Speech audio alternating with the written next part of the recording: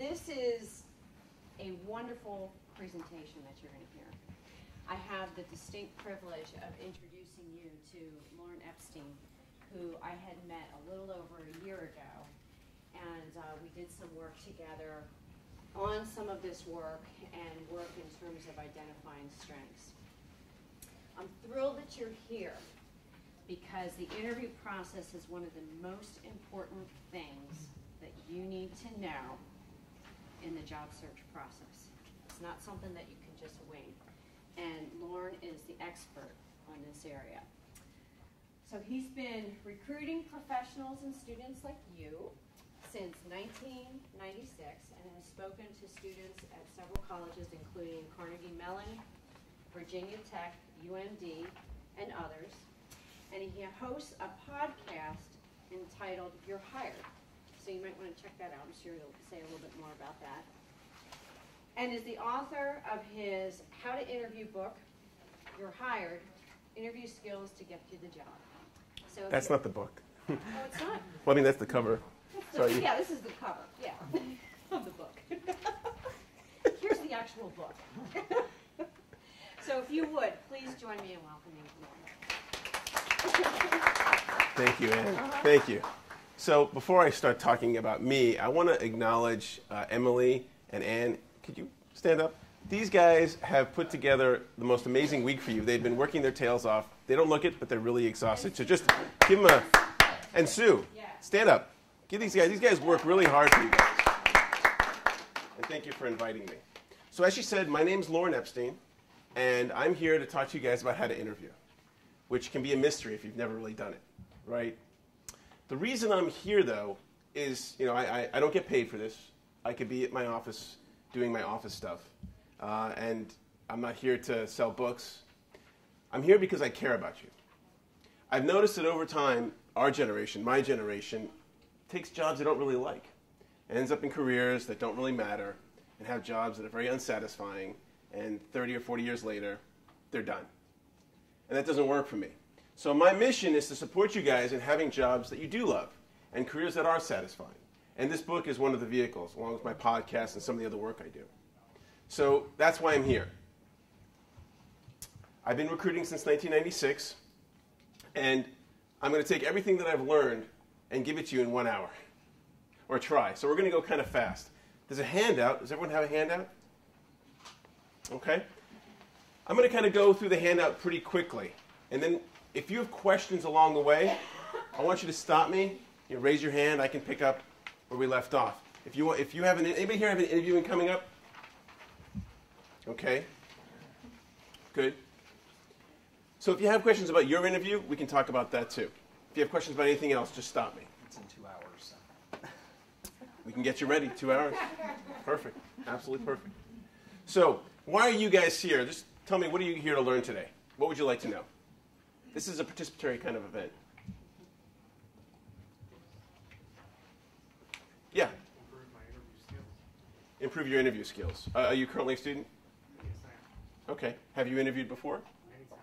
Many times. And what do you feel like you might need some more help? What's the thing that really gets you? I don't know. I think I do actually a pretty good job, but I just would like to know if there's any sort of tips that I can learn. Great. So you feel comfortable, and it's a great interviewing point, is that even if you feel comfortable interviewing, you still practice at it. And we'll talk about practicing. You can never get perfect at any of these things, any of the things that we're going to talk about today.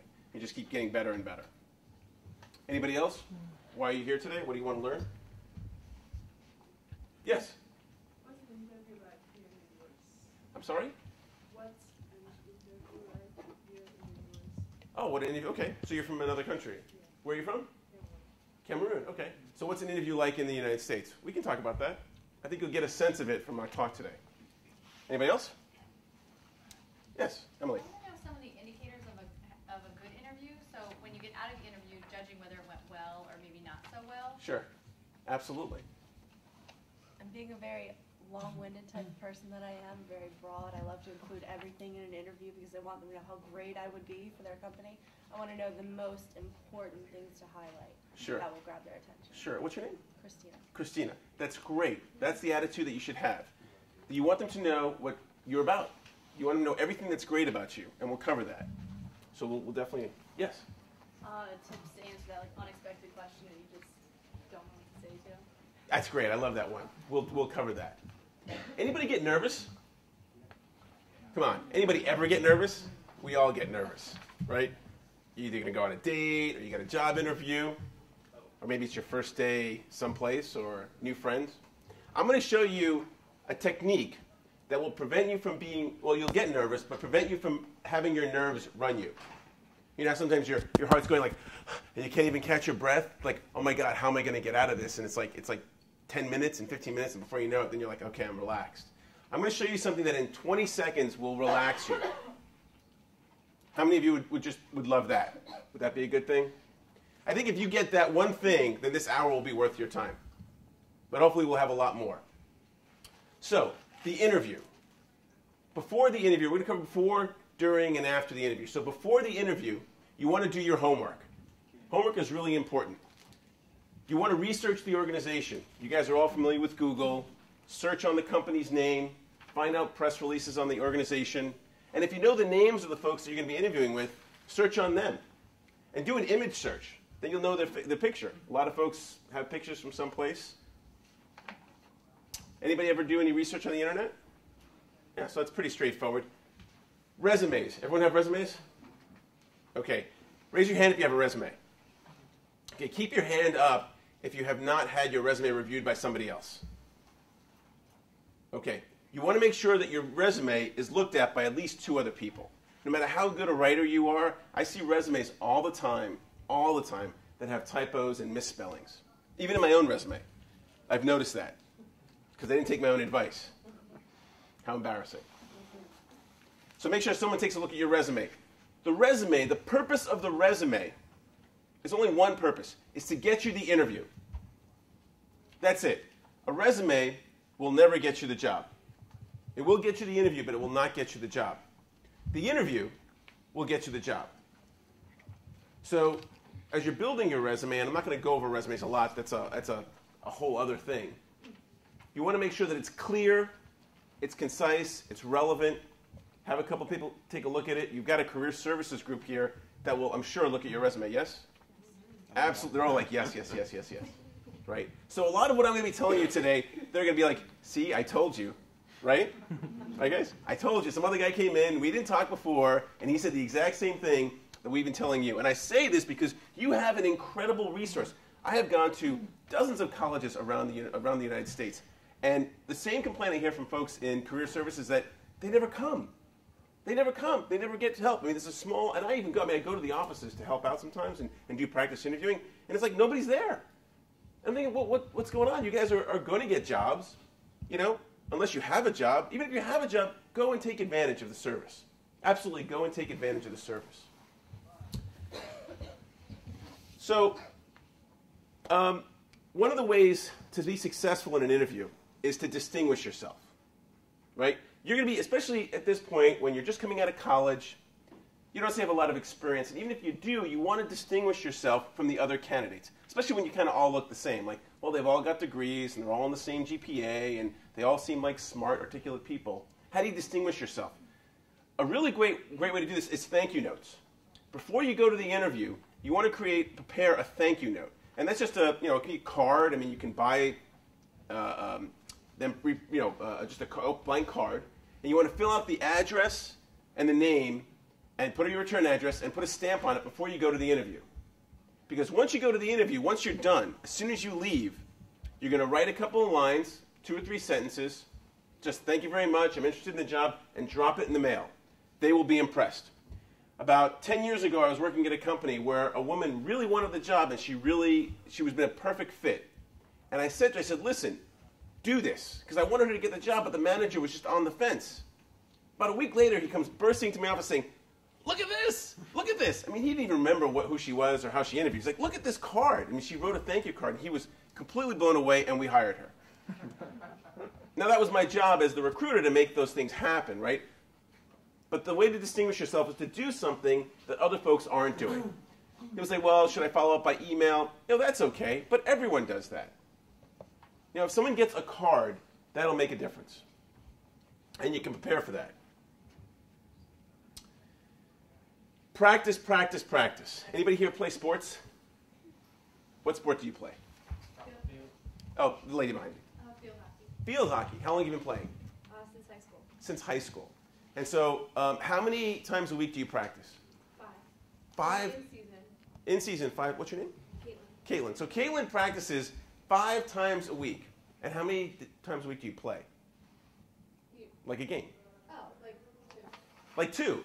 So for every 2 times she actually does it, she practices 5 times. Are you guys going to practice interviewing 5 times for every 2 interviews? And that gets you to be successful, right? Yeah. You win some games. That's the way to win games, is to practice. You may, well, how do I practice interviewing? Well, get an interview buddy. Anybody here with a friend? With a buddy? You didn't bring your buddies? You're here with a buddy? No, he was with a buddy, but I have a buddy. You have a buddy. Everyone's got a buddy, right? Somebody. So get your buddy, and do all these things. Practice these things, the things that we're going to be talking about. Because then it's like, okay, well, you ask me a question, I ask you a question, especially the questions that are really hard. This young lady right here asked me, well, how do you answer the hard questions? Well, practice. Whatever the hard question is for you, have it asked to you 100 times. And, if you spend literally 2 minutes a day, right? If I just said to you, what's your name? Jeremy? Jeremy, if I said, hey, here's an interview question. I just ask you, I'm passing in the hall, and then you answer it. And then you ask me a question, and I answer it. And that's it. You do that every day. That's practice interviewing. If you're talking to each other, ask questions about, well, what matters to you? That's a great question. Or what do you want to do? Or maybe a technical problem if you're in engineering, right? I've recruited for engineering companies. They ask technical questions. So they want to know what you know. Speaking of questions, when you go to the interview, remember, you want to be prepared, right? And one of the ways to be prepared is to have questions already at the hand. When someone asks you a question from across the interview table and you say, well, I don't really have an answer for that, that's because you didn't prepare. Write down 6 or 7 or 8 questions, and on the notepad, the billfold, the thing that you'll bring with you to your interview to write down notes, you'll have them right there. And if someone asks you a question, and they should be questions that you don't know the answer to and that you can't find the answer to on their internet site or through their brochures. Because if you ask them, so what do you do? Forget it. You didn't do any homework. You didn't prepare. That's sloppy. That's absolutely sloppy. So ask them a question like, oh, so I saw this and this and this. So, well, can you tell me more about that? Something that you wouldn't know, right? And you have those questions there because in the interview, you're going to be thinking about all these different things. You're going to be thinking about lunch. You're going to be thinking about, did I do good? Thinking about what you have to do later. All you have to do then, if the questions are already made, is open your book and look at the questions and ask them. Any questions so far? I know we're going quick. I'm trying to follow what the notes that I've given you, and I hope you take more notes, but we're just going to go pretty quick. We've only got an hour. Any suggestions on the type of questions to ask? Okay, what up on that? What up on that? What kind of questions to ask? Yeah, we'll do that. Okay, so the most important thing during the interview, the day of the interview, okay, aside from looking good, and guys, if you don't know how to dress well, ask a woman. Trust me, they know. Is be on time. And be on time, what does be on time mean? Be early. Be early. How early? 15 minutes. Exactly. This guy knows how to interview. 15 minutes before the time. Not an hour, not a half hour, but 15 minutes. Because that's enough time for you to kind of get settled and not feel rushed and relax, kind of get into your body, think about what you got to do. So 15 minutes. I constantly see people coming late. It's amazing. Now, if something happens where you have some, really bad, like this traffic is ridiculous, but call way in advance. As soon as you know you're going to be late, just call. You're going to be late anyway. Don't call a minute before and say you're late. Call 20 minutes or 30 minutes, and they can be ready for it. Most places are going to understand. Now, some may not, and you'll be out of luck. So the best thing I suggest is drive to the place before you go if you don't know where it is. Especially some of these office complexes. They're in office parks, and it's like, well, that building is the same number as that building, but it's A, and one building's B, and one building's C, and you're rushed. Just go there, or know where you're going.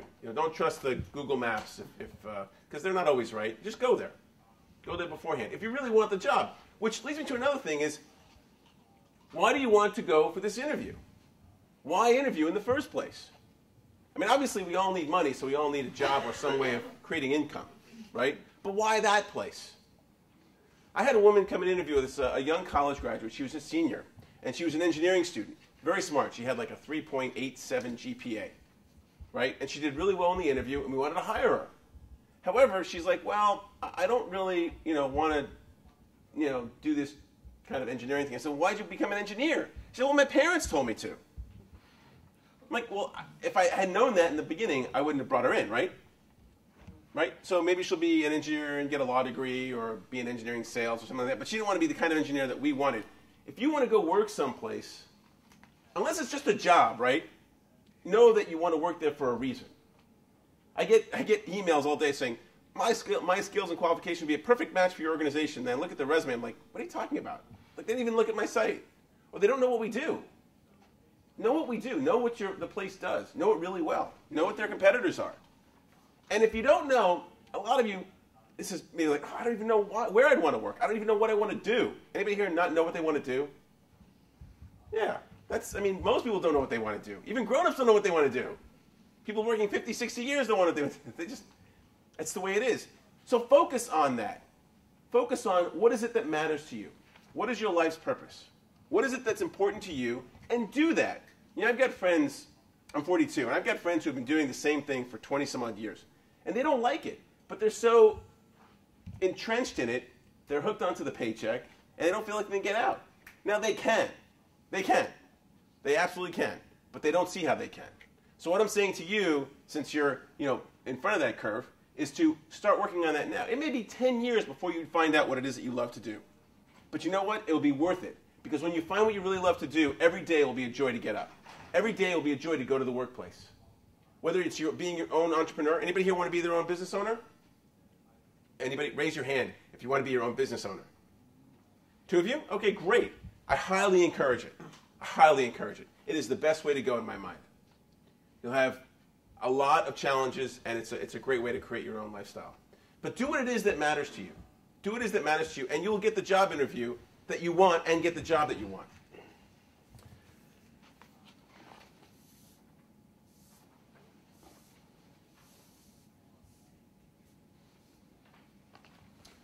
So when you go to the interview, make sure you have copies of your resume. Frequently, you'll mail your email copy in, right? You'll think, oh, they've got it. Maybe emailed it twice. But the guy that you interview with or the gal that you interview with won't have it right there. They just won't have it. Or they won't even read it. They'll actually say, well, do you have a copy of your resume? They'll take it from you, and they'll read it there. When I first saw this happen, I was blown away. I was like, what? How can this be? Isn't this like professional America? No, not the case. People get busy. You're not always a priority, right? Because you're just unknown candidate that's coming in to interview, like hundreds of other unknown candidates that they interviewed. So have a couple of copies of your resume on hand. Be sure you're prepared. Take notes. Ask good questions. Anybody have lunch questions? Anybody ever go to a lunch interview? Okay, so sometimes you'll have an interview that spans over the lunch hour, and they'll take you out. I went to a couple of classes at different schools where they went through the executive lunch etiquette. Don't worry about it, okay? Just don't eat anything that's too messy, all right? Don't get anything that's too expensive. Don't buy alcohol. Don't ask for an alcoholic drink. But don't if you are going for a lunch interview, if you're someone where it's like you have I just like to eat, okay? So I'm not always careful. So I wouldn't go to a lunch interview hungry, right? So eat before you go, and then you can just get something small or not have to worry about eating everything. You're not at lunch like you're ravenous, because they want to get to know you. It's a social setting. They want to know who you are in a social setting. Be careful of some of the traps, like I didn't talk about this yet, but now's a good time. You're interviewing them as much as they're interviewing you. You're interviewing them as much as they're interviewing you. So when you go out to lunch with them and you're talking to them and someone says something really inappropriate, which happens, it really happens, and you're like, well, that's kind of weird. I didn't like that. Think in your mind, would you want to work with these guys or gals if they say things that are inappropriate or act in inappropriate ways? Because usually out of the office, sometimes these guys also feel more comfortable and they'll let down their guard. So you want to know, are you going someplace that you want to work? That's the other question in your mind. You want to sell yourself, and how do you sell yourself? How do you sell yourself? This is something that, how do you show them the best of you? You got to know what the job is. You got to know what the job is. Most of the time, most interviews make up their minds in the first couple of minutes, especially when they've been interviewing for a long time. They look at you, they look at your resume, they just get a sense. Like, this person's good. And then the rest of the interview is really just kind of validating or invalidating their ideas, right? Sometimes it's like, well, maybe, because everyone has when you meet somebody, you like them or you don't like them usually. Within the first minute or two, it's not even conscious. It's what our brains do. We're all human beings. We have these human brains, and they do this thing, and they judge. And they're going to be judging you, and that's okay. Maybe it's not the way we'd want it to be, but that's the way it is. So what you want to do is be yourself. Otherwise, you won't fit in if you're acting like somebody else. Because then once you start the job, it's going to be kind of awkward, right? So just be yourself. Make sure you're applying for a job that you really want. And in selling yourself, share the things that are relevant to the job. So if you're applying, any accountant people here? No? What are people studying? Somebody raise your hand. I need a topic. Yes? Mechanical engineering. Oh, mechanical engineering. Perfect. Okay. So what I would look for in mechanical engineer is you did great. You went to school. I know all the classes you did. I might ask you some technical questions, but I want to know, so did you take apart your mom's toaster? No, but I took apart my iPod. Awesome, right? I took apart my iPod, right? And did you put it back together again? Yes. Yeah, and you know what? Even if you didn't, it wouldn't matter. Because I want to know that you're like into this stuff. Even if it doesn't, you know what? Even if it doesn't, that's okay. Right? Because I'd be like, you're interested. Like, I interviewed this guy who wanted to build, pedals, foot pedals for guitars, electric guitars. And I'm thinking, like, okay, I asked him, I said, well, did you ever take one apart? He's like, no. I'm like, what? When I was a kid, electronics, people got the Heath kits, and they took things apart. I mean, people just took things apart. They did that. So if you're into something, like, this is kind of getting into a bigger conversation of what are you studying? Is what you're studying really what you want to be studying? But we won't talk about that. But you'll get a sense of that if you're asking this question of yourself: is, am I really into it? Like, if I was a mechanical engineer and didn't take apart something, or wasn't really interested in things, electronics, mechanics. So you want to communicate that, and you want to reflect that. In fact, your story about the iPod thing would be something I would totally share in an interview. Absolutely. Now, does that answer your question? So what are you studying? Political and economic affairs in Latin America. Okay. Have you been to Latin America? Several times. Awesome. Perfect. I mean, you've been to Latin America, so you're probably going to interview with some place that does work in Latin America or Central America or someplace like that. Yes? Okay. Probably in D.C. Yeah. In D.C., right. Okay, absolutely. My wife actually is into that as well. Talk about those things. Mm-hmm. Talk about what you did. Share your experiences. That's the kind of thing that has people be interested in you. You don't need to, I don't know what, that would be what I'd focus the interview on. And remember, it's only like a half hour or an hour, so you don't have all the time in the world. Don't worry about saying too much. Okay.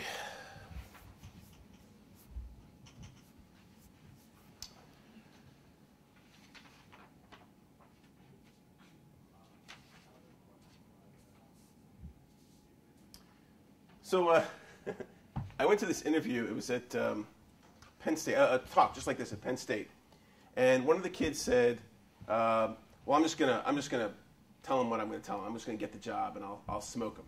I said, because I was talking about you can't really lie, and he says, "Well, it doesn't matter. I'm good at that." And I said to him, and it may be hard to understand since a lot of you are in your late teens, early 20s, is that people as they get older, they know when people are lying to them. The older folks are going like, because they know. So don't lie. Don't ever lie. Don't lie on your resume. Don't lie in the interview.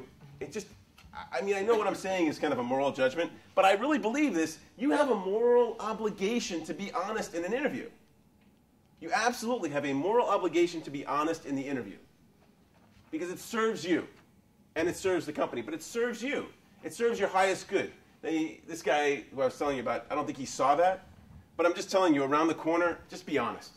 If you ever don't fudge things, a lot of people do this creative writing on their resumes. I don't really like that. Like, I was the executive director of the trash can, like, just say what you did, right? I washed bottles, I took out the trash. Because then I know who I'm relating to if I hire you. I know this is a person who's going to be straight, and most people in business, well, want to be straight. Some aren't, and then maybe you want to work at that place. maybe if it's more political, but you got to know that you're applying to a place that where, hey, I'm going to be honest, they're going to be honest, it's going to be good. I mean, I've worked at a lot of places. If they're not honest, generally it comes out in something else, and it's just a mess, just an absolute mess. Maybe have any questions about that? About anything we've talked about so far? We're moving along pretty good. I think I have a related point to that. Sure. What's your name? Dustin. I work in a career center as well. I think like if someone asks you about if you know something specific about a certain product or whatever, say like no, but I'd be happy to research it or learn that. If it's hired. Yes. Yeah, you asked the question of, well, what if you ask a question that you don't know the answer to? Say, I don't know. Write that down. I don't know. It's a perfectly good answer. I think in our culture we just need to say that more when we actually don't know. I don't know. No one's going to fault you for not knowing. There's too much to know everything. But I know that your mind, see, the mind is a really terrible thing sometimes. When someone asks you a question, your mind's thinking, well, how can I answer this question? So you're thinking of an answer. And sometimes you say an answer that's completely incorrect. Like is BS. It's like sometimes I'll be arguing with my wife, and I'll be like, no. She'll be like, no. And then I know in the back of my head, I'm wrong. But I keep going. I keep going. There's something about my brain that says, just keep going. And I do, until, of course, I don't. Right? So I'm just telling you, watch out for that. Say I don't know. That part. So when I say about telling the truth, talking about what's true is important. Sharing a truth that isn't relevant is not a good idea. So we had a candidate at a company who was an engineering type, and he had gotten fired from his last company because they thought that he stole something. Right? So they said, well, they thought he stole something, so they fired him, which is kind of a big deal. And he didn't tell me this, but when he went into the interview, he told the interviewer this. And the interviewer was kind of an old school guy and just got completely, after he liked him, got completely turned off to him. Completely turned off. Now, I actually did a little research. I found out he didn't steal it, right? There was nothing, he actually didn't do anything wrong. It was just things happened. It was a bad rumor. And so he got fired for it. So we should have hired him. But because he shared this piece of information that was negative, that really wasn't relevant, he didn't have to share that. Excuse me. He didn't get the job. He didn't get the job. So share what's relevant, but you don't tell him that you've got human negative qualities. I mean, that's people say, well, what are your weaknesses? I don't like the question, personally, But if you're going to share something that's relevant to the job. Like for me, I am not a strong detail person. I'm not.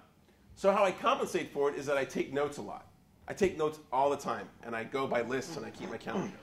Right? Because I'm not detailed. I'm not going to remember everything, so I write everything down because I know I'm going to forget it, and then I can always look at it. So I wouldn't say, I forget things all the time, and you really can't trust me to remember most things. And forget about adding numbers or dealing with money. Forget about that. Right?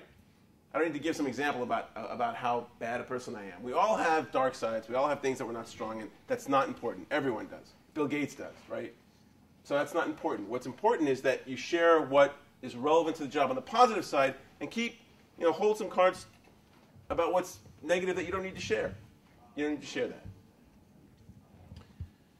that.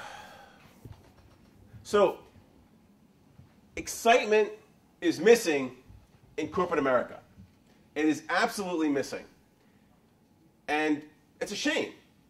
So when you're in a job interview and you're excited, you're like, wow, these guys are great. They've got great technology. I really want to work with them. I could learn a lot. Share it.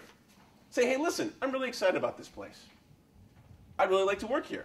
That's okay to say that you really want to work here. In fact, Ann was mentioning to me about this. She said that people want to know this, and that's true. Employers want to know that you're excited about working for them. They want to know that you really want it. It's really funny. Everyone knows Google, right? And to get to a job in Google, you have to have a 3.5 GPA, which I think is ridiculous because they lose a lot of people who are really smart. But that kind of they've got this thing where people really want to work for Google. You have to have a 3.5 GPA, a lot of degrees, all this other stuff. So the draw for Google in resumes and people want to work there is like, it's tremendous. Like, who wouldn't want to work at Google, right? Well, you want to come to your employer, and if you're excited about them, make them feel like, hey, this is a really exciting place to work. Because they don't see it, right? They're in their company. They don't know how, they may feel like it's exciting, it's good. They have good days, they have bad days. It's like being in life, good days and bad days. But if you're excited, bring the excitement. That will definitely distinguish you. If you really want to work someplace, let them know. Let them know. Yes? Can't you be overexcited though? Which would sort of turn them off? You mean like, oh my God, I really want this job, hire me today. Yes, that kind of be weird, huh? Yeah. That would be weird, yeah. So don't be weird. It's hard because you're a human being, but do your best. That's why, going back to the first thing I said, was practice. Get an interview buddy, right? And have your interview buddy give you feedback on how you interview. Feedback's really important. What's feedback? What's feedback? Mechanical engineer? What's feedback? The sound picks up itself and keeps recycles it. Output going back into the input. Yeah, the output going back into the input. Right, that's like a technical term of feedback. So it's same thing. Like feedback is you're understanding what's going on around you. The output is coming back into you. Right? When you're flying a plane, the feedback is your instruments. If you're flying a plane, you don't look outside to see what's going on. You don't look out the window all the time because that can be completely misleading. If you're upside down or you see the mountains, but like if you see the mountains but your instruments say something different, you trust your instruments. So your instruments in this case are your friends giving you feedback on how you interview. You hear the feedback. Well, you're a little don't do this more. This is good. Giving you feedback on what works and what doesn't work. And that's something you guys can practice on working with each other. I mean, I think everyone knows how to. Well, I shouldn't say that. I think practice on giving interview feedback to the person that you're interview buddy with, and get it right. If you go for 10 interviews and you don't get any of the jobs, that's good feedback. Right? That's really good feedback, especially if you did all your homework and everything. Well, what's missing? How come you're not getting the jobs? And you want to find that out. And the best way to find it out is not from the person that interviewed you, but from your buddy. Because, when I interview people and they say, well, what did I do wrong? I don't tell them. I used to tell them. Because I'm a good guy. I want to be nice. Oh, I'll tell you exactly what. And then they argue with me. So I stopped doing it. Because it's just like, it's not my responsibility. The employer is not responsible to give you feedback on what you did right or what you did wrong. It could be an infinite number of things. And also, they don't want to have legal exposure. I mean, they just think that. There really isn't any real legal exposure unless you say, well, I didn't hire you because you're a woman or a man or, a particular race. So there are questions you can't get answered in an interview. Anybody have questions about the questions that you can't get asked? Anybody have questions about that? Yes? Well, not so much about what I can't get asked, but how to draw attention away from that. Because I'm 5'11" and I get, how tall are you? A lot. And I've realized that it can be kind of intimidating in some professional situations, and I don't want to seem overbearing just because I say something that doesn't help. Okay. Well, no one can tell you that they didn't hire you because you're 5'11". Yeah. Okay? But I'm not going to tell you that no one's going to go, someone will be like, okay, I don't like her because she's 5'11", I'm not going to want to hire her. Would you want to work there anyway? Yeah. Exactly. So who's losing?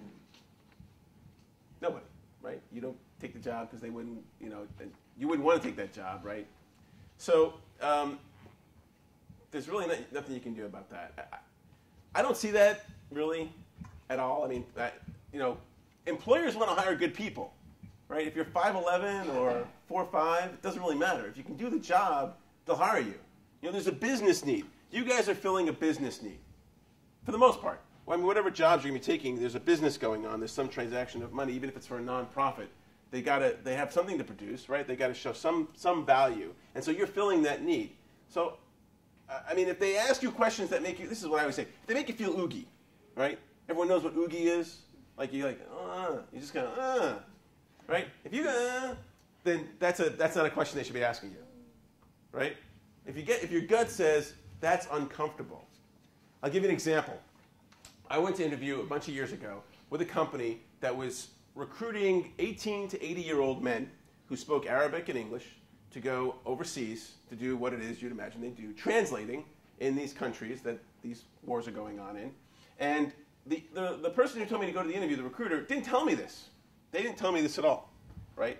So she's talking, the recruiter who's interviewing me is saying, you know, you got to kind of do this. And she's talking about how their insurance is the best because, you know, they've had people who lose their arms and their lives, and their insurance pays out more to the families. And I'm like, oogie all over the place, right? That's just me, right? I'm not making a judgment on that, but oogie all over the place. And I'm like, okay, we got to stop this. I just stopped. I said, look, this is not the job for me. Thank you very much. I was there maybe less than 10 minutes, maybe 7 or 8 minutes, when I knew. And I didn't want to waste her time. I didn't want to waste my time. And I really felt uncomfortable because she was actually, in my experience, it was getting aggressive. So I just stopped the interview and I left.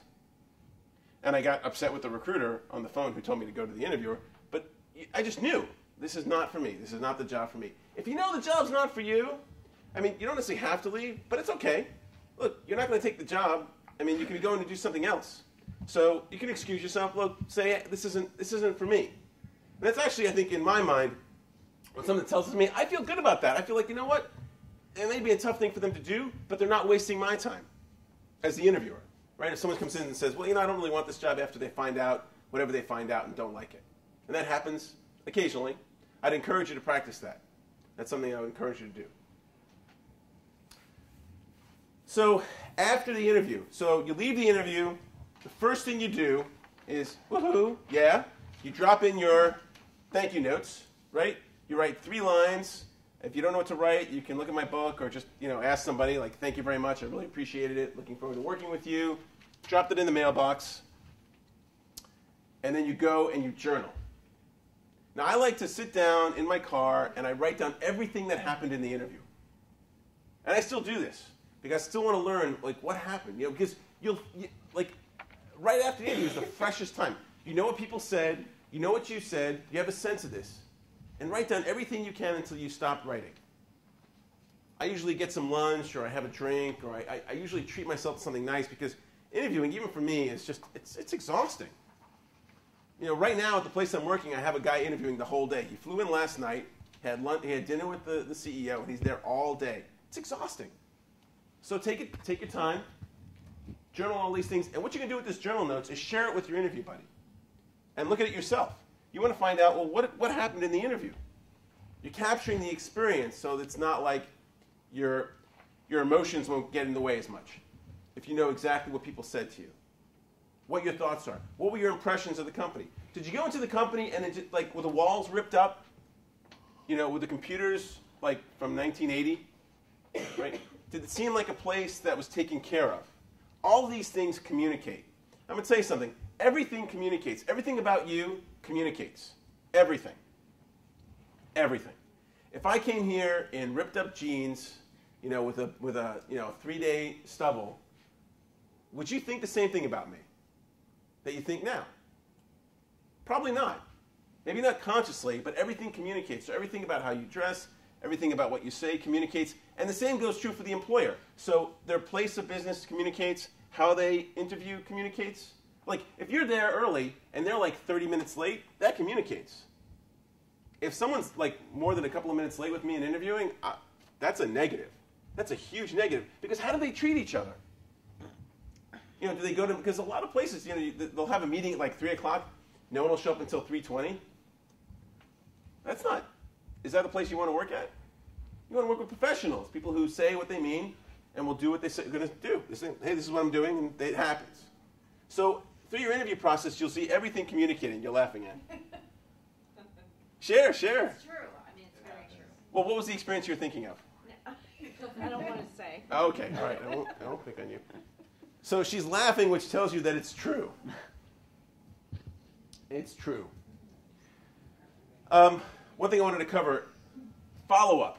So a lot of folks, you know, the interview's happened. What do you do next? Do I call you? Do you call me?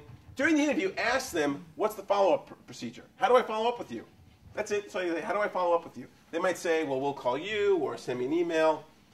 A lot of places are busy, and you can get a sense of this. If some places are really, really busy, and interviewing, although it's important, just kind of gets put to the back burner, you may have to like follow up a couple of times to get your face, you know, get your nose in there, which might mean, you know, the letter that we're going to drop. It might mean a phone call. Don't be afraid to call. Don't ever be afraid to call. Don't pester them, but if you set up a follow-up plan and you follow that plan, then it's already agreed upon, right? You're not pissing them off because they said, well, call me in a week, and you call them in a week. That's totally okay. Any questions so far? I know I'm giving you guys a lot of information. What if they don't follow up with you? Is it okay to call them? Yes, absolutely. When someone calls me, I have no problem with it, as long as they don't call me every day or pester me. I had this one young guy, we were hiring college interns, and he must have sent me an email 5 or 6 times saying, I really want this job, I really want this job, like after we'd kind of said we're not really interested. Right, so that was just kind of annoying. I mean, it doesn't hurt him. I mean, we're not going to hire him, but it's just annoying. So no, I mean, as long as you're not a pest, right? I mean, if you call once, find out what's going on. We haven't gotten to this yet, but there's a tendency, well, I had an interview, and so all your eggs in that interview basket. What do I do next?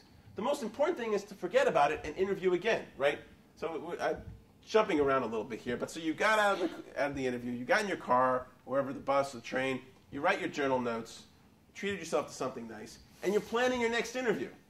You're planning your next interview. That's the best thing to do after an interview is have another interview, and another interview, and another interview, and another interview, and keep practicing. In fact, as soon as you're done with your interview, if you really want to be, like, pro golfers, when they're done with a game, you know what they do? They practice. Right? I mean, they play like a game all day long. As soon as they're done, they go back out to the links, and they practice some more. That's exactly what you should do. Call up your interview buddy and say, look, I just had an interview. In 20 minutes, let's talk for a bit, or an hour, or later on today. Let me tell you some of the questions, you know, what he said, she said. What did they say? What did I say? And keep working through it. Now, I know this is an effort, okay?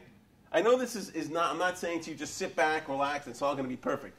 Or read my book and it's all going to be perfect. Or do this, or take this pill and it's all going to be perfect. This is work. This is work. I am asking you to do something that's work. That's more than you've done before. And it's up to you to do it, if you want to. But what I'm telling you is the payoff is huge. The payoff is huge. Absolutely huge. Because you'll find yourself in a job, in a place that really makes you happy. I mean, we're at work, 8, 9, 10 hours a day. For a long time. For a very long time. And so you want to spend that time as wisely as possible. Now, it may not be the first job. You may not love everything about your first job. You may not love everything about your second or fifth job. But I'm talking here about a pursuit. Okay, this is a lifetime pursuit.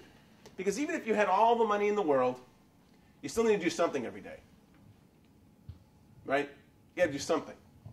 So this is a pursuit about what it is that you really want to do. And all the things we're talking about here are, you can transfer this to dating. You can transfer this to just life.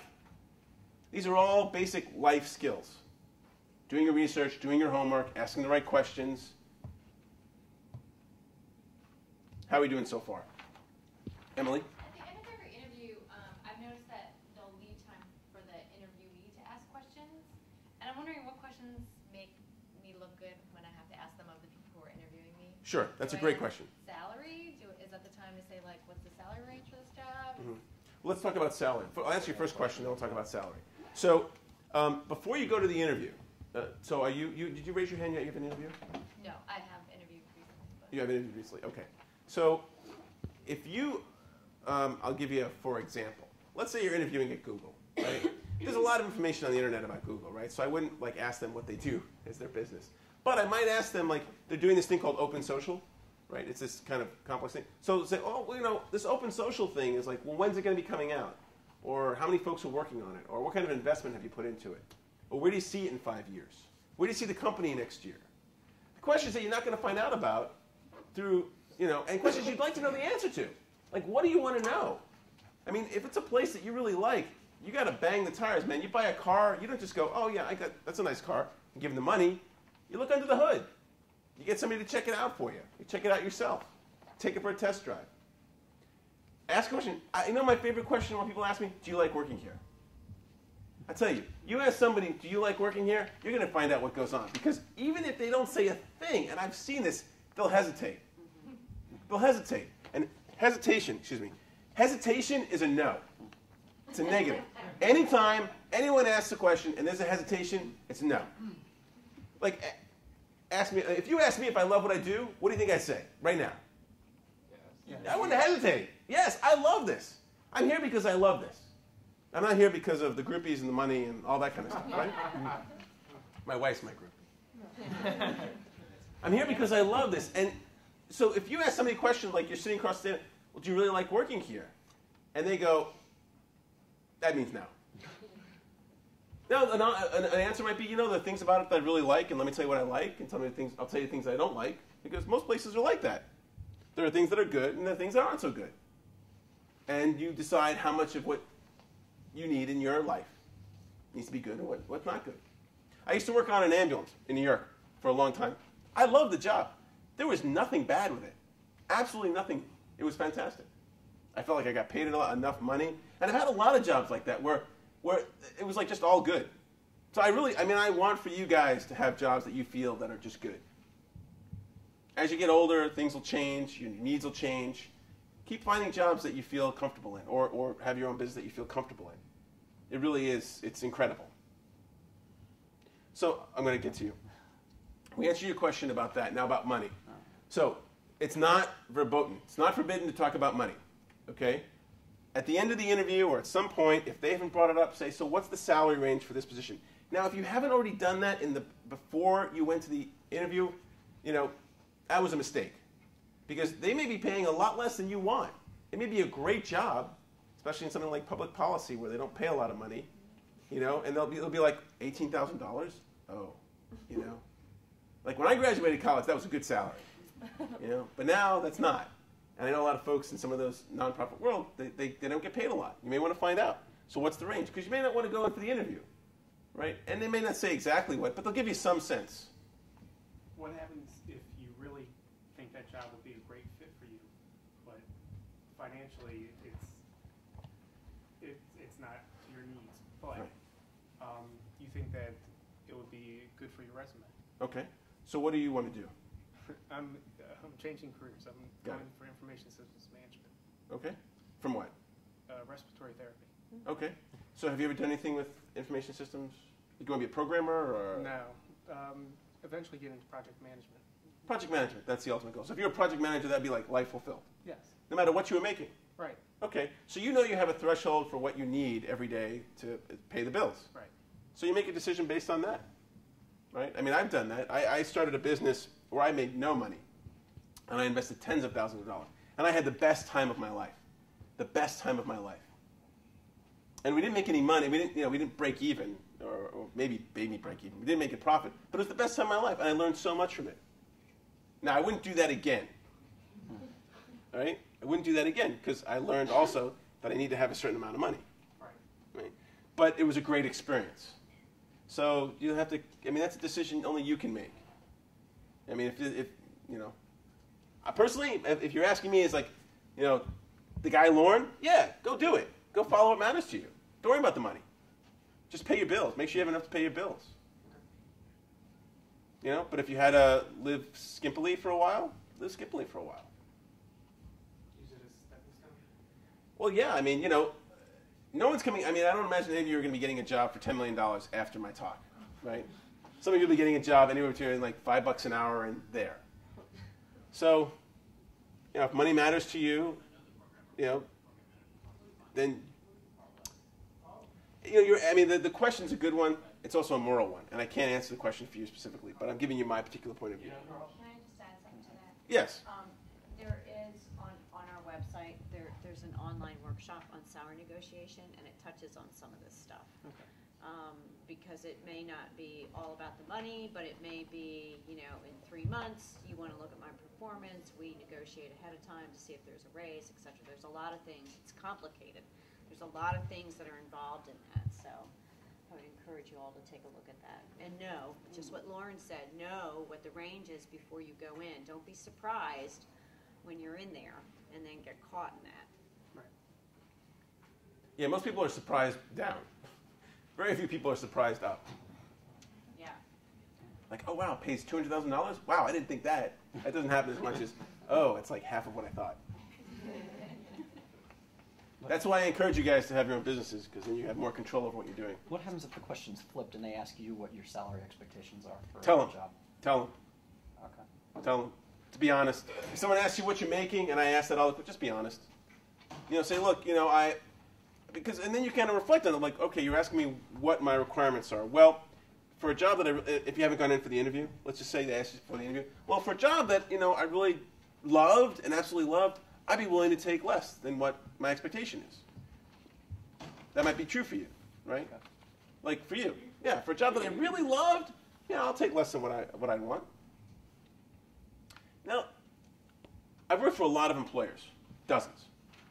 And I don't think that paying people below market is a good idea. There are employers out there who will be like, well, why should we give them $40,000 when we can get them for $20,000? That is such a huge mistake because you'll only be there for 8 months. Because you'll know what you're making relative to the other folks. And then you'll get out. So, you can kind of get a sense when employers are just kind of trying to nickel and dime you. And I never nickel and dime a candidate that I hire. Never. I always give them the first offer, the best offer, and a fair offer, like a market offer. Right? And something that's going to make them happy because I want them to come happy. If you don't feel like that's happening for you, be suspect. Be suspect. Right? Because good employers will be like, well, we can get them for like $5,000 less, so let's do that. Like, if they're worried about $5,000, unless it's like a nonprofit or something like that, that's not a place you want to work for. Yes? Just out of curiosity, 2 things. Have you ever interviewed or worked with a government, like a federal level government agency?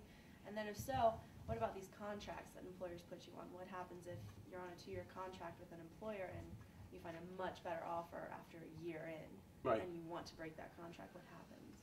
Thankfully, we are not a slave country anymore. Thank President Lincoln and all those folks that work for that. You can do whatever you want as far as changing jobs. I have worked in the government.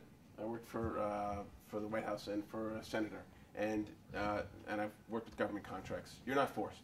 Really? Yeah. So you're not forced to, and that'll happen. So a lot of you might go to Accenture or some other big place, and it's like, oh well, you're working for us, but you're on this contract with some little place or some agency someplace else. Take the job, and then you'll move on to another job. That's okay. Did I answer both your questions?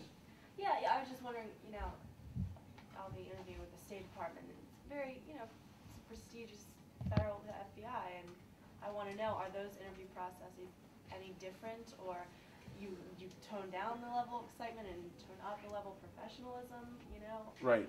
Yes.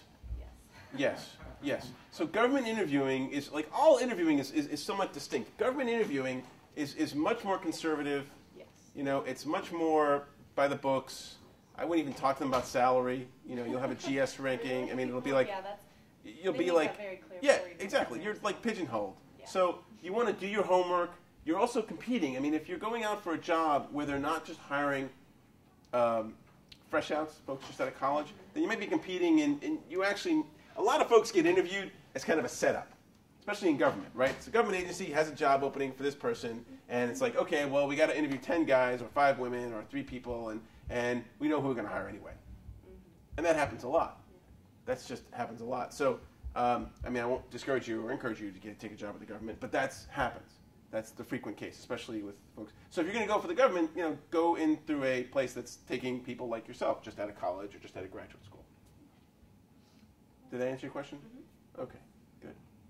What do you do if they ask where else are you interviewing and what offers do you have? That's a good question, because I asked that question. So I'm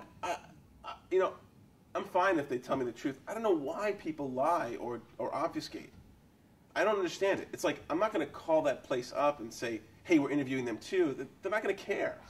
I mean, it's almost, people want to keep it a secret, but it's irrelevant. I'd actually like to know, because it's like, okay, it's just the truth. Like, okay, you're interviewing at these 2 other companies. I know the companies, and maybe you got an offer. If you tell me what the offer is, and if you're honest, maybe I can do more. If I can't, then I'll be like, okay, look, we can't do more than this offer. And so I would actually talk to you, have a real conversation, and say, look, here's what it is about working here. That's why people come here to work. And then you make the decision. Because I don't want you to come here begrudgingly. I don't want you to come here because I'm offering you more money. I want you to come here because you want to come here. Right? So, the best, in my mind, is the best to have an honest conversation. Again, obfuscating the truth. You may feel like it hurts you, but really it doesn't. It really doesn't. Again, you've got to make that judgment call about what you say that's going to be positive and what you say that's going to be negative. But If someone says, hey, are you interviewing someplace else? Yeah, you could say that. If you don't want to tell them, then say I don't want to tell you. If you don't feel comfortable saying it, then don't say it. I mean, you heard my opinion about it, but you don't have to tell anybody anything you don't want to tell them. And those questions, if someone asks you, that's really not going to influence their decision as to whether or not they hire you. Yeah, so you don't have to worry about hurting your chances. Because if they want to hire you, they will. They'll just think, okay, this person's more protective of their personal life or their information, which is fine. Okay, tough situation that I ran into with internships. I'm sure it has with jobs, but so you interviewed with a couple different places. The first place calls you back and says, hey, you've got the job, but you really want the second place, and you've got like a couple more days to hear from them. What do you tell the first place? Do you say, hold on a couple of days? Yeah, absolutely. That happened. That's happening right now. Wording you use? No, just say, listen, I'm really interested in your place. I'm interested in this other place. Now, you don't tell me you're more interested in the other place. But you're interested in the other place. Now, here's what I would do if I was in that situation. A couple things. I would tell them I'm interested in another place as well, or a couple other places, and I'm just waiting to get all the offers together so I can compare them. That's a very reasonable answer. But then what I would do is I would see what I can do to leverage myself. Did I send my thank you card? Yeah. You may actually, I'll tell you, if you can add value to a place before you get there, it's incredible. I mean, that would be incredible. If someone came into my office and gave me something, or gave my company something that added value to our company before they came working, that'd be an awesome thing. That'd be an awesome thing. And even if they weren't 100% on, but if I'm just being hypothetical, you're going for a job in public policy, Latin American. If you have a paper, or you did some research, or pulled something together and said, hey, I see on your website you're working on this. Here's just a paper I wrote, or here's some research, or I don't know if this is helpful. I did that once, and it made a huge difference. I was interviewing at Georgetown University, and they wanted to find people who understand what shibboleth is. And it's very esoteric. So before I came to the interview, I actually found a few people who know this technology, found their resumes, and I brought them to the interviewer. And she was really impressed. But I knew that was the thing that was going to make the difference. Like if I come to the job, come to the interview ready, just ready, that was going to make the difference. And I got the job. So that's kind of like interviewing on steroids, right? Yeah.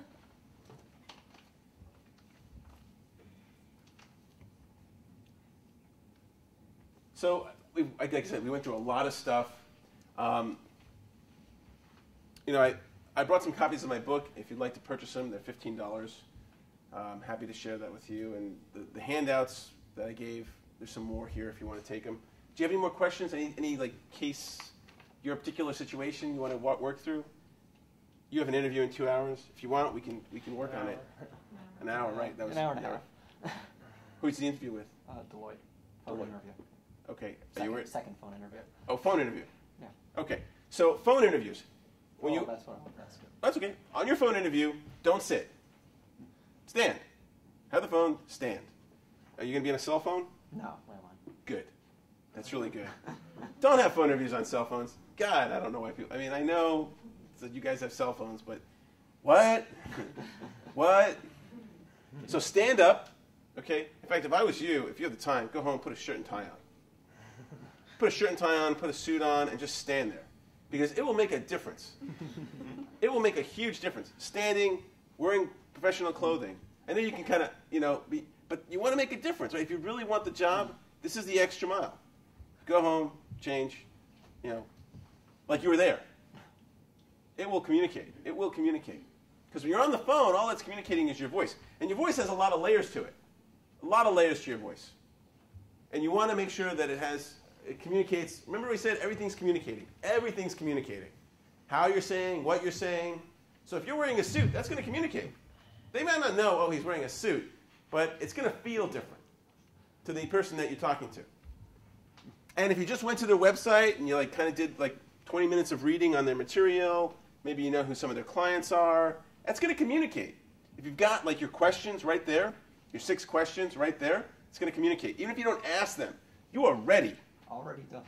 Great, awesome. I've done this talk, a lot of times. But before I started, I read over my notes. I got my mind right. I prepared. I prepared last night. I read through what I needed to know. I made sure I knew where I was going. I got here very early. So I prepared. And it's communicating, right? I mean, this communicates in the way I speak to you guys. All of it. So you're not just seeing me talk about stuff that I did. You're seeing all the preparation work I did for all the other talks that I ever did here. So the work you do now for this interview will come through in the next interview. And the next and the next. Again, practicing. Did we answer everyone's questions? Did you guys feel like you're going away like full? Yes. I do have a question. As far as researching, like I'm in IT, so a lot of the companies I'm going to aren't purely IT. So when you're researching a company, besides knowing like what they do, like if I'm interviewing at T. Rowe Price, they're an investment. You know, they do investments. Well, that's not what I care about with the company. So how do I research? How do I find what I'm interested in and know about that on top of just the basics? All right, so if we had more time, I'd ask you some Socratic questions, but I'm just going to give you the answer because I know you know the answer. Okay, so T. Rowe Price has a backbone that connects themselves to the internet, and they do all sorts of trading, right? They do. So what is that backbone? What are the systems they have in place? What kind of computers do they have? You know, who's the head of the IT? Who's this chief technology officer? Who are those people? That chief technology officer probably spoke at some conferences if you Google his name. What did he give a talk on? Find the paper. Is there something there that interests you? I mean, you want a job in IT, so find what it is that interests you about this company in IT. The internet's amazing. The internet's amazing. I'm going to give you a little trick on the internet. You know how like when you put a URL in, sometimes they're like just tremendously long URLs? Well, if you cut off pieces, like just like the end part to the backslash, just cut off pieces and hit enter, and you'll see other sites that may come up. And sometimes you see parent directories where there's other stuff there that you can see. So just cut off things from that slash. Just cut things off, hit enter, and you'll see. It's really interesting. It's flipping the. I took a class on this a while ago, but there's some really cool things. You can find out anything. And LinkedIn, if you're not on LinkedIn, that's a great place to find people. Search people on LinkedIn, because that's like a free, huge database. So search their names on LinkedIn. Google search them. Image Google search them. Oh, I just have one question. One of my friends recently just got a job, and they said for like a starting payout, they were paying her $3,000, but if she quits in a year, she has to give it back. And I just thought is that something that's common? Because I thought that was a little kind of needy. Like, we'll give you my starting $3,000, including salary. If you should get something like that. That's totally appropriate. That happens all the time. And actually, like we do it, I mean, with $30,000, $40,000, $50,000. If you move somebody across country or do some like kind of sign-on bonus, that's not unusual that you have a 12-month commitment. That's not, or even more. It's a lot of money. That's not unusual. That's actually a very small amount of money. Sign-on bonuses, people talk about sign-on bonuses. Let's talk about sign-on bonuses for a second. So when you get a sign-on bonus, it used to be the talk of everyone wanted a sign-on bonus in the 90s because it was like everyone's getting one. It used to be like whatever everyone else is getting, everyone wants. Stock options, sign-on bonuses. The truth about sign-on bonuses is that whatever they offer you, you're actually going to pocket half. The other half is going to go to the IRS. Okay? Because it's usually an amount that the tax rate is like close to half. So that's one thing. And stock options, which are not a bad thing to get, but the question isn't how many options you get, it's how many options you get. If anybody needs to leave, go ahead. Is that what you're doing? Yep. Okay, if you need to leave, go ahead. I'm going to keep talking until someone stops me. Except Dan. Stock options are as a percentage of the company of the total shares. So this is like 100 million shares that a company has outstanding, and they give you 25 or 1,000. That's nothing, right? But if there's 10,000, you get 1,000, then that's what you want to see in stock options. So, I mean, do you want me to stop talking, or if anyone wants to stay, can we go?